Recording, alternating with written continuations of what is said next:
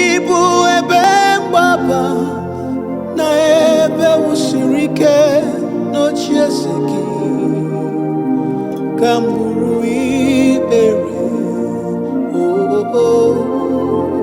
Obi m nọ na ntiwa, anya mmiri gbara m dịka m na-ahụ Imama Jehova. Ibu ebe mgbaba na ebe wusiri ike n'ocheeze gị ka m bụrụ ikpere.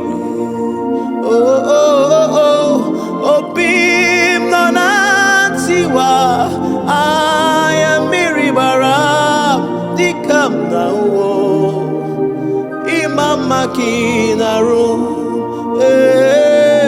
dịka m na-ahụ ịdị mma gị na-arụ dịka m na-ahụ ịdị mma gị na-arụ. Obi m nọ na ntiwa, anya mmiri gbara m dịka m na-ahụ Imama Jehovah. Thank you, Jesus.